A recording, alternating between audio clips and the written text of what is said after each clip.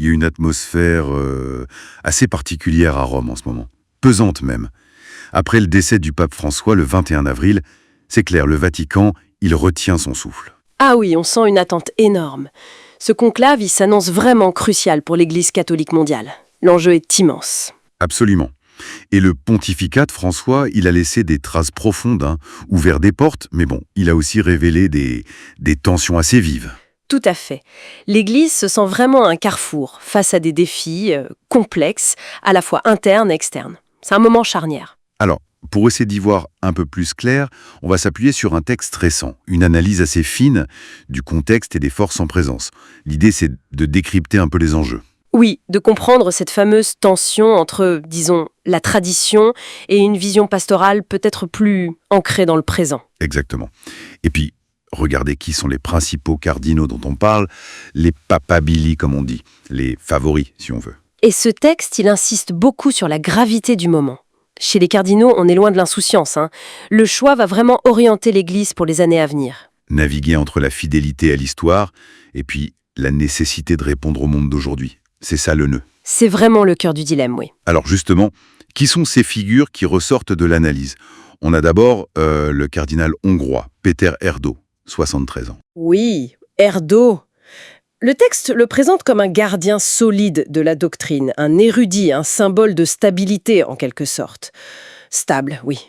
Mais la question que soulève le texte, c'est quelle serait sa marge de manœuvre, sa flexibilité pastorale face aux situations concrètes? Bonne question. Et à l'opposé, on trouve le Philippin Luis Antonio Taguel, 67 ans. Lui, c'est un peu l'héritier spirituel de François, non? C'est l'image, oui. Le pasteur des périphéries, très empathique. Il incarne cette église de proximité, voilà. Mais là aussi, le texte s'interroge, est-ce qu'il aurait la fermeté et la poigne nécessaires pour diriger une institution avec de telles divisions internes? Ce contraste est intéressant. Puis il y a l'Italien, Pietro Parolin, 70 ans. L'actuel secrétaire d'État. Ah oui, Parolin, le diplomate par excellence. Expérimenté, il représente une certaine continuité dans la gestion des affaires. C'est le chef de la diplomatie du Vatican, pour simplifier. La continuité, la gestion, d'accord. Mais quid de l'élan? De la dimension pastorale, prophétique peut-être? C'est ce que le texte demande. Exactement. Et puis, il y a Peter Turkson de Ghana, 76 ans.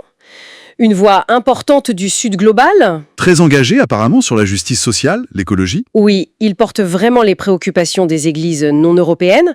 Bon, il y avait eu des questions sur sa gestion passée d'un dicaster, un ministère en gros, mais le texte souligne son engagement actuel. D'accord. Et Christoph Schönborn, l'Autrichien, 80 ans. Schönborn, c'est le théologien respecté, un des auteurs du catéchisme d'ailleurs. Il cherche l'équilibre, l'ouverture au dialogue. Mais là, j'ai mentionné comme un facteur. 80 ans, ce n'est pas neutre. Non, bien sûr. Et enfin, celui que le texte désigne comme la figure la plus clivante, Robert Sarah, le Guinéen, 79 ans. À Sarah. Oui, on l'associe à une foi plus radicale. Un attachement très fort aux fondamentaux. C'est ça. Et une critique, souvent implicite, des orientations plus récentes. Il incarne une option de rupture plus nette avec le pontificat de François. Le texte note quand même sa réputation de droiture, même chez ses opposants, et aussi qu'il resterait un peu à l'écart des tractations pré-conclaves, plutôt dans la prière.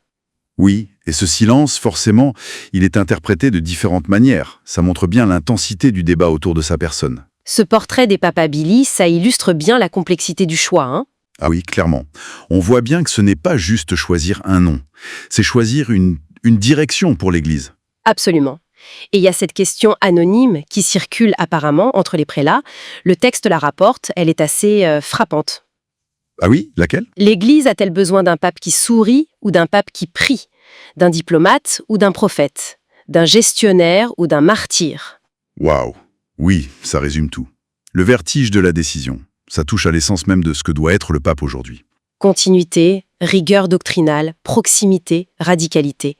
Chaque option a des conséquences énormes. Des implications profondes, oui. Donc au final, ce choix qui arrive, il va pas seulement désigner le 267e pape, il va dessiner le visage de l'Église catholique pour les années à venir, dans un monde qui bouge si vite. Et bientôt on aura le signal, la fumée blanche ou noire de la chapelle Sixtine, attendue par le monde entier. Ce nom qui sortira, ce sera en quelque sorte la première réponse à toutes ces questions brûlantes. Exactement. Ce qui nous laisse avec une dernière pensée, peut-être. Au-delà du nom, quelle qualité sera finalement la plus déterminante? La diplomatie? La fermeté doctrinale? L'empathie pastorale? Ou cette foi plus intransigeante pour guider l'Église dans les défis de notre siècle? C'est la grande inconnue. Et c'est ce que ce conclave devra trancher. Abonnez-vous sur Mundo TV 24. Aimez, s'abonner et activez la cloche de notification pour ne rien manquer.